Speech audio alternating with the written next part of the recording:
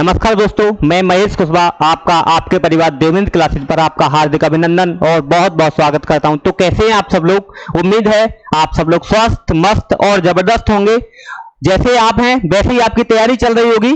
मैं आपके लिए एसएससी जीडी मैथ्स का प्रैक्टिस सेट चौथा लेकर आया हूं। इससे पहले मैंने आपके लिए प्रैक्टिस सेट 3 करा रखे हैं, जिनकी playlist Devendra classes YouTube channel पर उपस्थित है। जाकर आप देखिए और अपना ओपिनियन रखिए, वहां बताइए क्या कमी चल रही है। और चौथे प्रैक्टिस सेट को देखते हैं। आइए जुड़िए मेरे साथ और पहले क्वेश्चन से स्टार्टिंग करते हैं। देखते हैं, एक घनाभ की लंबाई, चौड़ाई और ऊंचाई क्रमशः 24 सेंटीमीटर, 18 सेंटीमीटर और 12 सेंटीमीटर है। छोटे घन बनाने के लिए इसे पिघलाया जाता है। यदि घन की भुजा की लंबाई 6 सेंटीमीटर है तो निर्मित घनों की संख्या क्या होगी? समझते हैं, घनाभ का आयतन रहता है लंबाई गुणा चौड़ाई गुणा ऊंचाई। तो समझते हैं, लंबाई की मान कितना दिया? लंबाई का मान 24 सेंटीमीटर। उसके बाद दिया है चौड़ाई का मान कितना दिया है? 18 सेंटीमीटर। उसके बाद ऊंचाई का मान दिया है 12 सेंटीमीटर। घन की भुजा की लंबाई कितनी दी है? 6 सेंटीमीटर। घन का आयतन कितना रहता है? एक क्यूब। घन भुजा का क्यूब, तो भुजा का क्यूब कर देंगे 6 इंटू 6 इंटू 6। 6 से 24 को काटेंगे 4 बार, 6 से 18 को काटेंगे 3 बार, 6 से 12 को काटेंगे कितनी बार? 2 बार। तो 4 गुणा 3 गुणा 2 कितना हो जाएगा? 4 तिया 12 दूनी 24। तो छोटे छोटे घन कितने बनेंगे? 24। कितने बनेंगे? 24। कितने घन बनेंगे छोटे? 24। आइए समझते हैं नेक्स्ट क्वेश्चन।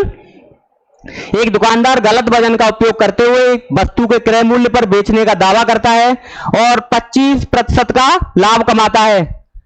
1000 ग्राम के स्थान पर वह कितने वजन का प्रयोग करता है? समझते हैं क्वेश्चन को। जैसे कि 25% दिया गया है, 25% का वो लाभ कमा रहा है।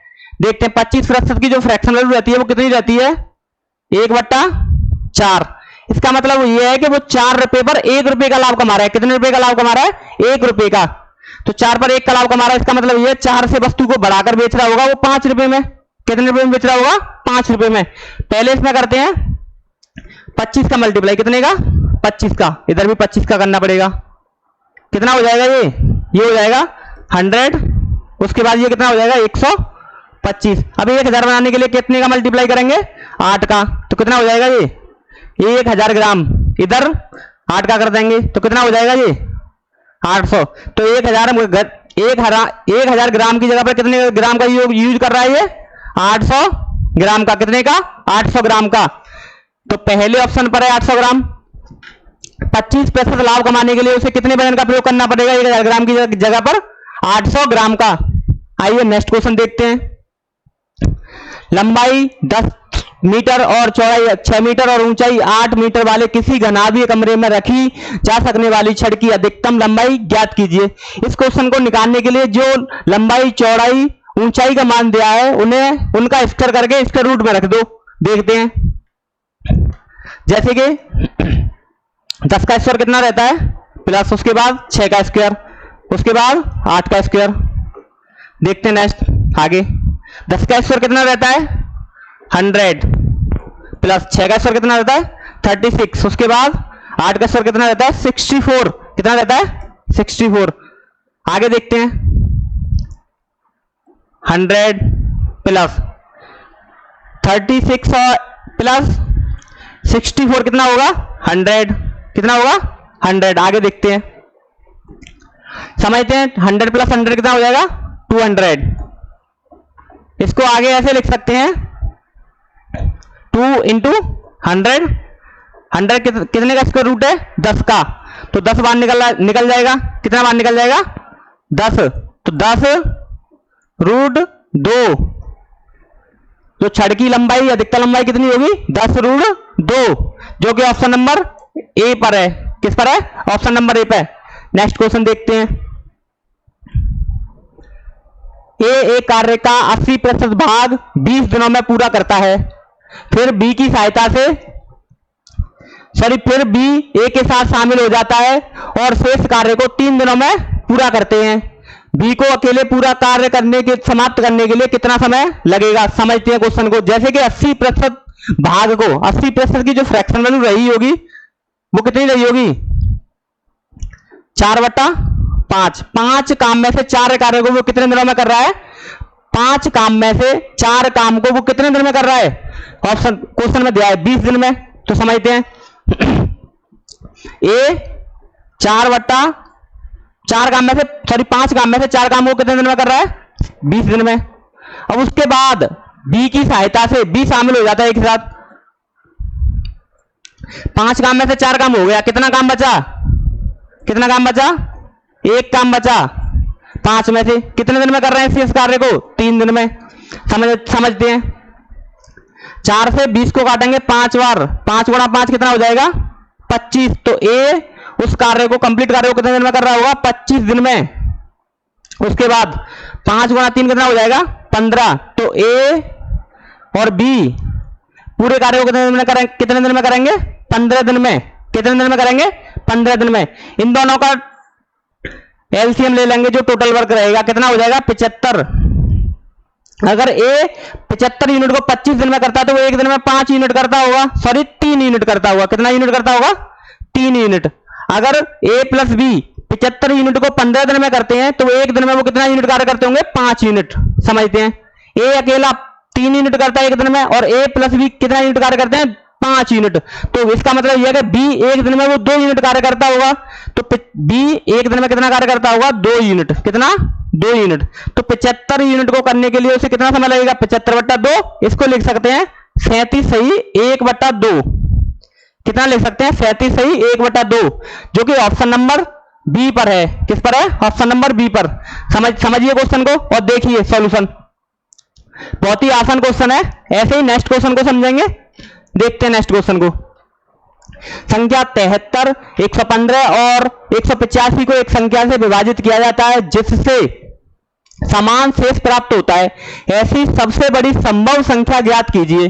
समझते हैं। पहले आपके सामने 4 ऑप्शन दिए गए हैं। पहले तो इस क्वेश्चन को निकालने के लिए सबसे बड़ा जो कैलकुलेशन रहती है इन क्वेश्चनों को जब सबसे बड़ी संख्या निकालनी तो आपको सबसे पहले एचसीएफ निकालना होगा इन संख्याओं का। समझते हैं। जैसे कि 73, 115 और 185। देखिए इन दोनों के बीच का डिफरेंस कितना है? 5 में से 3 कम होंगे तो कितना बचेगा? 2। 11 में से 7 कम होंगे तो 4। उसके बाद समझते हैं 5 में से 5 कम होंगे तो 0। 18 में से 11 कम होंगे तो कितने बचेंगे? 7। तो यहां हो जाएगा 70। 42। उसके बाद समझते हैं इनका भी निकाल सकते हैं आप। जैसे कि इन दोनों के बीच का डिफरेंस 185 और 73 का। जैसे कि 5 में से 3 कम होंगे तो कितना बचेगा? 2। और यहां 18 में से 7 कम होंगे तो 11। कितना बन जाएगा? 11। तो यहां बन जाएगा 112। ये संख्या बनेगी 112। इन सब संख्याओं का एचसीएफ कितना रहा होगा? इन सब संख्याओं का एचसीएफ रहा होगा, क्योंकि ये नंबर 14 से कट रहा है, ये भी 14 से कट रहा है, ये भी 14 से कट रहा है। 14 7 112, सॉरी 14 8 112, 14 8 112 रहता है। तो इन सब का एचसीएफ जो बनेगा वो बनेगा 14। तो इस क्वेश्चन का आंसर कितना है? 14। वो बड़ी से बड़ी संख्या कौन सी है जो इन संख्याओं को विभाजित करने पर समान शेष बचाए? वो है 14, जो कि ऑप्शन नंबर सी पर है। ऐसे नेक्स्ट क्वेश्चन को समझेंगे। एक साइकिल चालक 2 घंटे और 30 मिनट में वो 20 मील और 1 घंटे 15 मिनट में 10 मील की यात्रा करता है। मील प्रति घंटे की औसत चाल की गणना करें। समझते हैं क्वेश्चन को। जैसे कि आपको बता दूं कि औसत चाल निकालने के लिए कुल दूरी बट्टा कुल समय औसत चाल निकलेगी। जैसे कि पहले तो समझेंगे, पहले वो 20 मील चला है, उसके बाद कितना चला है? 10 मील। तो टोटल डिस्टेंस जो बनी है वो बनी है 20 मील और 10 मील कितना बना है? 30 मील। और यहां इन टाइमों को जोड़ लेंगे। एक टाइम ये है यहां से लेकर यहां तक, और दूसरा टाइम है ये वाला, दूसरा टाइम ये है। इन दोनों को जोड़ लेंगे। जैसे कि यहां समझेंगे 2 आवर और उसके बाद 30 मिनट में कितना चल रहा है? 20 मील। यहां 1 आवर और 15 मिनट में कितना चल रहा है? 10 मील। समझेंगे यहां कितना हो जाएगा? 30। कितना हो जाएगा? 30 मील। उसके बाद हो जाएगा यहां 3 घंटे 3 आवर और 30 आवर 45 मिनट। कितना? 45 मिनट। 45 मिनट को घंटे में बदलने के लिए 60 का भाग देना होगा। कितने का देना होगा? 60 का भाग, क्योंकि 1 घंटे में कितनी मिनट होती हैं? 60 मिनट। तो समझते हैं, लिखेंगे 3 आवर 45/60। ये कितने से 15 से कितनी बार कटेगा? 3 बार, और 15 से ये कटेगा 4 बार, तो 3 बट्टा कितना हो जाएगा? 4। 3 सही 3/4 इसको लिख सकते हैं आगे, 3 सही 3/4, या इसको कर सकते हैं 4 गुणा 3 12, 3 15, कितना हो जाएगा ये? 15/4। कितने घंटे हैं? टोटल टाइम कितना है? 15/4 घंटा लग रहा है टोटल उसे। कितने मील की दूरी को तय करने में? 30 मील की दूरी को तय करने में उसे कितना टाइम लग रहा है? 15/4 घंटे। तो एवरेज चाल निकालने के लिए कितना कैसे करेंगे? चाल बट्टा दूरी रहता है, सॉरी दूरी बट्टा समय। तो दूरी कितनी है? 30 मील बट्टा 15/4। 15 से 30 को काटेंगे कितनी बार? 2 का गुणा, सॉरी यहां कितनी बार कटेगा? 2 गुणा 4 कितना हो जाएगा? 8। तो कितना औसत चाल रही होगी? 8 मील प्रति घंटा। कितनी औसत चाल रही होगी? 8 मील प्रति घंटा। कितनी रही होगी औसत चाल? 8 मील प्रति घंटा। समझ पाए होंगे क्वेश्चन को? यहां बस टोटल टाइम लिखना है, उसके बाद टोटल डिस्टेंस, उस व्यक्ति ने टोटल डिस्टेंस कितनी चली है और कितने समय में चली है, टोटल डिस्टेंस में टोटल टाइम का भाग दे देंगे और औसत चाल आपके सामने निकल आएगी। ऐसे ही नेक्स्ट क्वेश्चन को देखेंगे। 5,000 रुपए पर एक वर्ष के लिए 4% वार्षिक ब्याज की दर से वार्षिक और अर्धवार्षिक रूप से चक्रवृद्धि ब्याज किए जाने पर चक्रवृद्धि ब्याज में अंतर कितना होगा? समझते हैं। पहले समझेंगे 1 ईयर के लिए कितनी रेट है, रेट ऑफ इंटरेस्ट कितना है? 4%। कितना? 4%। उसके बाद समझेंगे हाफ ईयर, 1/2 ईयर, ऐसा समझ सकते हैं। उसके बाद समझते हैं जैसे कि 4% दी गई है, तो 4% का आधा हो जाएगा कितना? 2%।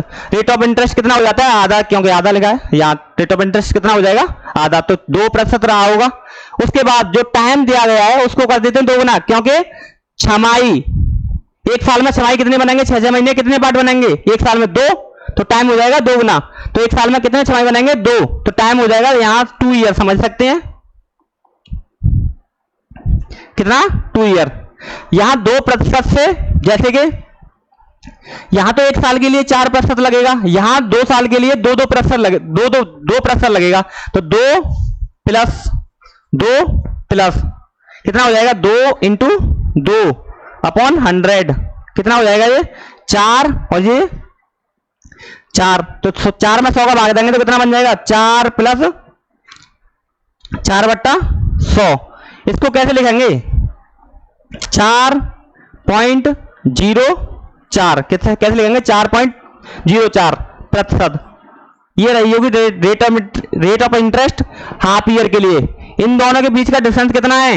इन दोनों के बीच का डिफरेंस कितना है बताइए? 0.04। कितना है? 0.04। तो 5,000 रुपए का कितना अंतर बन रहा है? 0.04। कितना बन रहा है? 0.04%। तो प्रतिशत के लिए प्रतिशत का चिन्ह उठाएंगे, कितना क्या बना देंगे? 000। यहां 2 जीरो और बन जाएंगी, तो यहां 2 जीरो और बना देंगे। समझ पा रहे हैं यहां तक? क्योंकि ये 2 जीरो उठा देंगे तो ये 2 जीरो और बन जाएंगी। तो इन 00 से 00, 1 जीरो से 1 जीरो काट देंगे। 5 से इस नंबर को काटेंगे 2 बार, और यहां बचेगा 4 को काटेंगे 2 से कितनी बार? 2 बार। तो जो उत्तर बनेगा वो कितना बनेगा? 2। चक्रवृद्धि ब्याज वार्षिक और अर्धवार्षिक में अंतर कितना बनेगा? ब्याज में 2 रुपए का। कितने रुपए का? 2 रुपए का, जो कि यहां निकल रहा है। तो कितना बन रहा है? 2 रुपए का अंतर। कितने रुपए का अंतर बन रहा है? 2 रुपए का, जो कि ऑप्शन नंबर ए पर है। ऐसे नेक्स्ट क्वेश्चन देखेंगे। अंकिता ने मूल्य पर 10% की छूट पर कुछ खिलौने खरीदे। प्रत्येक खिलौने का मूल्य 50 रुपए था। यदि उसने 450 रुपए की कुल बचत की तो उसने कितने खिलौने खरीदे? समझते हैं। जैसे कि उसने कितने प्रतिशत की छूट पर खरीदा है? 10% की। एक खिलौने का मूल्य कितना है? 50 रुपए। समझते हैं। जैसे कि 10% की जो फ्रैक्शन वैल्यू रहती है वो रहती है 1/10। 10 रुपए के मूल्य पर 1 रुपए की उसने बचत की है, तो वस्तु कितने में खरीदी होगी? 9 रुपए में। बात समझ पा रहे हैं यहां तक? 10 रुपए की वस्तु 1 रुपए की छूट पर खरीदी जाएगी, तो वो कितने रुपए में खरीदी जाएगी? 9 रुपए में। तो इसका मतलब यह है 10 रुपए पर वो 1 रुपए की बचत कर रहा है। खिलौने का मूल्य है 50 रुपए। कितना है? 50 रुपए। तो 50 का 1/10 निकाल देंगे। कितना निकाल देंगे? 1/10। 0 से 0, तो इसका मतलब यह है कि वो एक खिलौने पर कितने की बचत कर रहा है? 5 रुपए की। एक खिलौने पर कितने रुपए की बचत कर रहा है? 5 रुपए की। समझ पा रहे हैं यहां तक? उसके बाद समझेंगे। उसने 450 रुपए की कुल बचत की है। कितने रुपए की बचत की है? 450 रुपए की। एक खिलौने पर वो 5 रुपए की बचत कर रहा है, तो 450 रुपए में 450 रुपए की बचत की है, तो 450 में 5 का भाग दे देंगे, तो कितने बार जाएगा? 9 पंजे 45, तो 90 खिलौने उसने खरीदे होंगे। कितने खिलौने खरीदे होंगे? 90, जो कि ऑप्शन नंबर बी पर है। ऐसे ही नेक्स्ट क्वेश्चन देखेंगे। गीता और राधा के पास रुपयों का अनुपात 7:15 है, और तथा राधा और सविता के पास रुपयों का अनुपात 7:16 है। यदि गीता के पास 980 रुपए हैं, तो सविता के पास कितने रुपए हैं? पहले इन तीनों का रेशियो निकालेंगे अपन। पहले इन तीनों का रेशियो निकालेंगे। कौन कौन है? गीता, जी फॉर गीता, रेशियो। उसके बाद राधा, आर फॉर राधा। उसके बाद देखेंगे सविता। पहले इन दोनों का रेशियो दिया गया, गीता और राधा का दिया गया 7 कितना है? 15। उसके बाद दिया गया राधा और सविता का, राधा और सविता का दिया गया है 7:16। यहां दिया है 7:16। जो जो ब्रैकेट खाली होंगे उन ब्रैकेटों को अपन भर देंगे। जैसे एक ब्रैकेट यहां खाली है, तो यहां लिखेंगे 15 और यहां लिखेंगे 7। तो देखेंगे रेशियो बनाएंगे। पहले ये कितना बन जाएगा? 7 गुणा 7 कितना बन जाएगा? 49। उसके बाद हमको निकालना है सविता का मान। सविता का मान कितना है? 15 गुणा 16 कितना रहेगा? 16 पंजे 80 की 0 हासिल 8, 16 और 8 24, 240। कितना है? 240। यहां सविता का मान है 240 और गीता का मान है 49। तो 49 का मान आपको दिया है। कितना दिया है? 49 का मान 980 रुपए। कितना है? 49 से 980 कितनी बार काटा जाएगा? 20 बार। एक यूनिट का मान 20 है, तो 240 यूनिट का मान कितना रहा होगा? 240 का मल्टीप्लाई कर दो। 24 दूनी 48, 00 से 00 लिख दो। कितना हो जाएगा? 4800। कितना होगा? 4800। सविता के पास कितने रुपए हैं?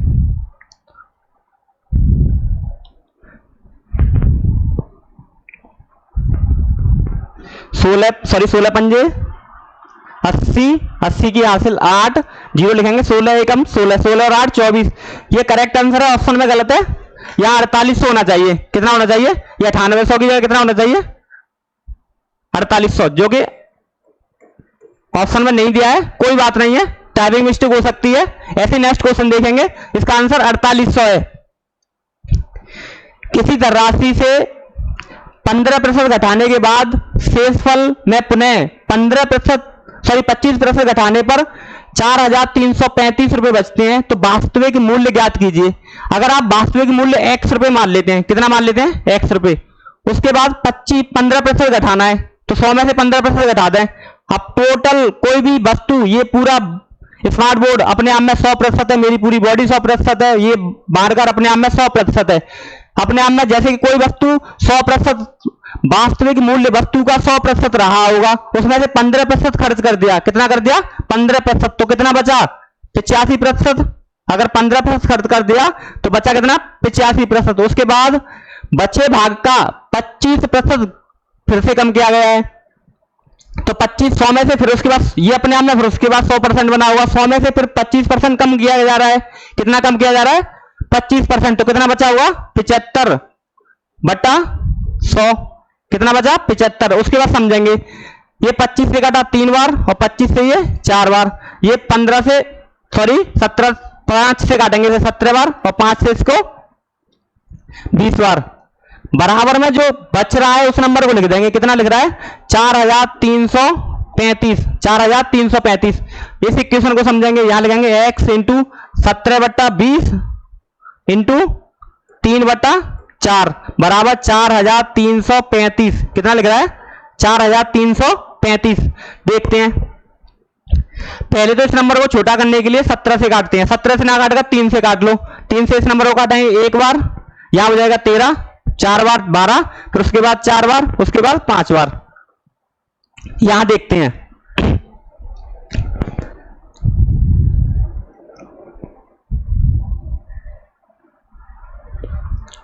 देखेंगे 17 से इस नंबर को काटेंगे, 17 पंजे 85, 17 छक्के 102, 17 सत्ते 119, 17 अट्ठे 136, कितने बचेंगे 136, यहां लिखेंगे 8 बार, फिर उसके बाद 8 ही बचेंगे, 17 पंजे 85, यहां हो जाएगा 85 इंटू 80, ये 20 चौका 80 बराबर 80 इंटू 85, कितना हो जाएगा 85, 17 इंटू 85, इन दोनों का मल्टीपल कर देंगे। या तो समझते हैं पहले, एक और बात दोबारा कैलकुलेशन करते हैं, 17 पंजे 85, 17 छक्के 102, 17 सत्ते 119, 17 अट्ठे 136, तो लिखेंगे 85 इंटू 80, मल्टीप्लाई कर देंगे। यहां देखते हैं 8 गुणा 5 0, 8 5 40 और 8 2 64 और 4 68, तो लिखेंगे 8 1 0 और, तो यहां कितना बन जाएगा वास्तविक मूल्य 6800 रुपए, कितना बन जाएगा 6800 रुपए, जो कि ऑप्शन नंबर डी पर है। नेक्स्ट क्वेश्चन देखेंगे, एक महिला किसी वस्तु को 950 रुपए में खरीदती है और उसे 1150 रुपए में बेच देती है, तो उसका लाभ प्रतिशत ज्ञात करना है आपको। समझते हैं, जैसे कि कोई वस्तु सीपी कितना रहा है 950 और उसका सेलिंग प्राइस कितना रहा है 1150, कितना रहा है 1150, कितने रुपए का फायदा लिया उसने 200 रुपए का, कितने रुपए का 200 रुपए का, 950 से बढ़कर कितने में बेचा है 1150 में, कितने का फायदा हुआ है 200 रुपए का, 200 रुपए का फायदा हुआ है, कितने पर 950 रुपए पर, इंटू 100% के लिए। समझते हैं, उसके बाद 0 से 0, 5 से नंबर 20 बार और 5 से नंबर 19 बार, कितनी बार 19 बार, ये कितना हो जाएगा 400 भाग 19, कितना हो जाएगा 400 भाग 19, तो 400 में भाग देंगे 19 का, कितनी बार भाग जाएगा समझते हैं, 400 में भाग जाएगा 19 का, लगभग अप्रॉक्स आंसर दे गए हैं आपके सामने, लगभग में आंसर दिए गए हैं, तो अगर 400 में 19 का भाग देंगे तो कितनी बार लगभग जमा जाएगा 21% के बराबर में रहेगा, कितने प्रतिशत के बराबर में रहेगा 21% के बराबर में, जो कि ऑप्शन नंबर डी पर है। ऐसे नेक्स्ट क्वेश्चन देखेंगे, यदि कोई व्यक्ति 12 रुपए में 15 पेंसिल खरीदता है और 15 रुपए में 12 पेंसिल बेचता है, तो लाभ या हानि प्रतिशत ज्ञात कीजिए। समझते हैं, जैसे कि 12 रुपए में कितनी पेंसिल खरीद रहा है 15 अनुपात 15 रुपए में कितनी बेच रहा है 12 क्रॉस मल्टीप्लाई कर देंगे, कितना हो जाएगा 12 गुणा 12 144 और उसके बाद 15 गुणा 15 225, मतलब 144 रुपए में खरीद रहा है और 225 रुपए में बेच रहा है। 144 रुपए में बस पेंसिल खरीदी गई है और 225 रुपए में पेंसिल बेची गई है, तो कितने रुपए का लाभ हुआ है यहाँ 5 में से 4 कम होंगे 22 में से 14 कम होंगे, कितने बचेंगे 8, कितना 8, यहां 81 रुपए का लाभ हो रहा है, कितने रुपए का लाभ हो रहा है 81 रुपए का, कितने रुपए पर 144 रुपए पर, लिखेंगे 144 इंटू 100। उसके बाद समझते हैं, जैसे कि ये नंबर 9 से कट रहे हैं, 9 से 81 कितनी बार कटेगा 9 बार और 9 से 144 कितनी बार कटेगा 16 बार, कितनी बार 16 बार, यहां समझेंगे 4 से 100 को काटेंगे 25 बार और 4 से 16 को काटेंगे 4 बार, 9 गुणा 25 कितना हो जाएगा 25 नंबर कितने होते हैं 225 भाग 4, 225 में 4 का भाग देंगे, देखेंगे 4 पंजे 20 5 लिखेंगे, उसके बाद फिर हो जाएगा 6, ये हो जाएगा 25, 6 चौका 24, उसके बाद बनेगा 1/4 का मतलब होता है 25, तो 56.25% का लाभ होगा, कितने का लाभ होगा 56.25 रुपए का लाभ होगा। 56.25 रुपए कहां है ऑप्शन नंबर ए पर, कहां पर है ऑप्शन नंबर ए पर। आइए देखते हैं नेक्स्ट क्वेश्चन, ये रेशियो का है 3:5 बराबर x अनुपात 75। समझते हैं, जो पास वाली बस वैल्यू है उनका पास में मल्टीप्लाई करते हैं, जो दूर है वो दूर का करते हैं, जैसे कि ये हो जाएगा 5 गुणा x, कितना हो जाएगा 5 गुणा x बराबर 3 गुणा 75, कितना 3 गुणा 75, काट देंगे 5 से 75 को काटेंगे कितनी बार 15 बार, x का मान कितना निकलेगा 15 गुणा 3 कितना हो जाएगा 45, कितना होगा 45, जो कि ऑप्शन नंबर सी पर है। बहुत ही आसान क्वेश्चन है, आप देखते ही आंसर बता सकते थे, मुझे तो यहां सॉल्यूशन कराना होता है सभी लोगों के लिए। देखिए आगे अगला क्वेश्चन, 15 मजदूरों को 12,600 रुपए बांटे जाते हैं। इनमें 7 पुरुष 3 महिलाएं और 5 लड़के हैं। यदि प्रत्येक महिला प्रत्येक लड़के का 3 गुना प्राप्त करती है और प्रत्येक पुरुष प्रत्येक लड़के का 7 गुना प्राप्त करता है, तो प्रत्येक महिला का हिस्सा ज्ञात कीजिए। समझते हैं क्वेश्चन को, बहुत ही आसान क्वेश्चन है, जितना बड़ा दिख रहा है उतना ही छोटा क्वेश्चन है। पहले इनका जो रेशियो है उसको समझते हैं, जैसे कि मेल फीमेल और चिल्ड्रेन समझते हैं। जैसे कि प्रत्येक महिला को प्रत्येक लड़के से कितना मिल रहा है 3 गुना, तो लिखेंगे यहां 1 मिल रहा होगा तो इसे 3 रुपए मिल रहे होंगे, ऐसा समझ सकते हैं। उसके बाद समझते हैं प्रत्येक पुरुष को प्रत्येक लड़के से कितना मिल रहा है 7 गुना, तो यहां 1 रुपए से मिल रहा है तो ये 7 रुपए मिल रहे होंगे इसे। बात समझ पाए यहां तक? उसके बाद समझेंगे अगर 7 पुरुष हैं, एक पुरुष को 7 रुपए मिल रहे हैं, कितने रुपए मिल रहे हैं 7 रुपए, तो 7 पुरुषों को कितने रुपए मिल जाएंगे 49। यहां देखेंगे उसके बाद 3 महिलाएं, एक महिला को 3 रुपए मिलते हैं तो यहां 9 रुपए मिल जाएंगे, और 5 पुरुष हैं तो एक पुरुष को 5 लड़के हैं तो एक लड़के को 1 रुपए मिलते हैं तो यहां मिल जाएंगे 5 रुपए। टोटल कितना हो जाएगा जी 49 और 9 58 और 5 63, कितना हो जाएगा 63। यहां समझते हैं सभी को कितने मिल रहे हैं 12,600, कितने मिल रहे हैं 12,600, तो 12,600 में कितने का भाग दे देंगे 63 का, कितने का 63 का, जो कि इसका 2 गुना है, लिखेंगे 63 दूनी 126, यहां हो जाएगा 200, कितना 200।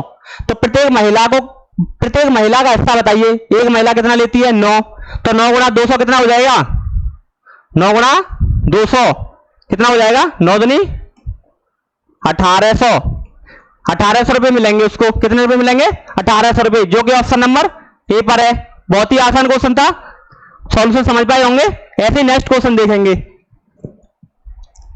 यदि किसी घन के सबसे लंबे विकर्ण की लंबाई 6√3 है 3 सेंटीमीटर है, तो उस घन का आयतन ज्ञात कीजिए।